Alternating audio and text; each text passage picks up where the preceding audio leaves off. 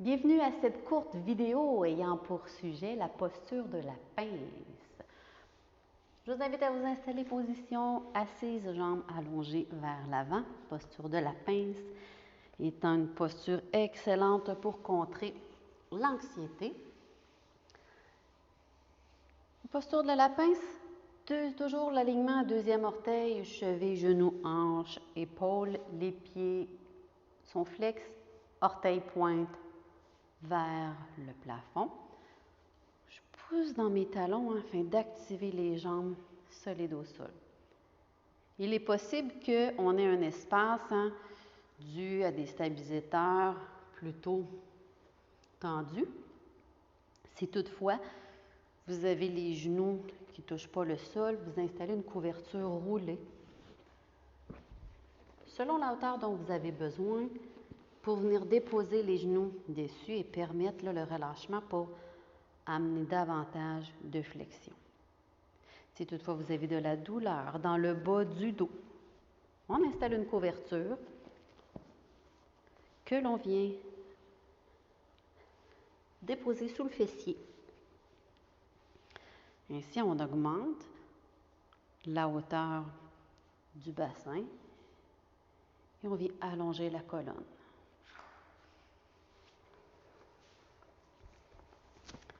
Posture de la pince, façon de l'exécuter, eh bien, c'est comme si on avait deux parties du corps. Les pieds poussent vers l'avant, le bassin lui pousse vers l'arrière. Ma colonne allonge.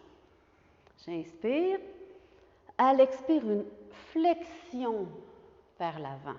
Donc, ce n'est pas qu'on arrondit le dos pour venir déposer, c'est vraiment on garde la colonne allongée et c'est le bassin qui fait une flexion vers l'avant.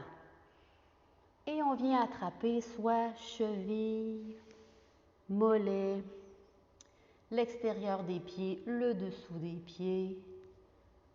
En pince, les orteils, dépendamment de où en est notre flexibilité. On inspire profondément, toujours le dos allongé. Également, on peut utiliser la sangle, bien sûr, déposée sous la paume du pied, non pas dans l'arche, mais vraiment sous la paume. On aligne les mains égales. Et avec la sangle, bien sûr, davantage on avance dans la posture, qu'on peut aller plus loin. On n'a qu'à faire marcher nos doigts.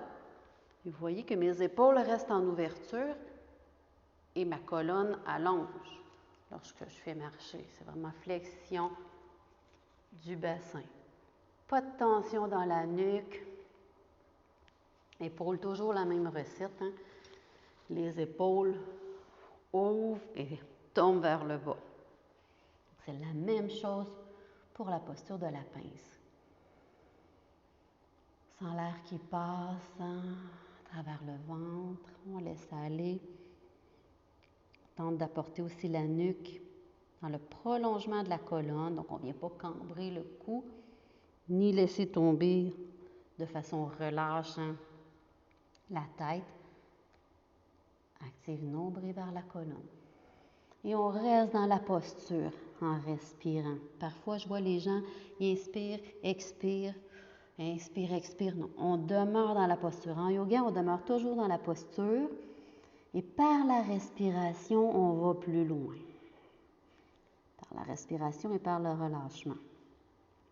Avec le temps, quand la posture devient assez souple, pour aller plus loin, on installe un bloc sous les pieds. Et plutôt que de venir attraper les pieds, on attrape le bloc. Et on descend.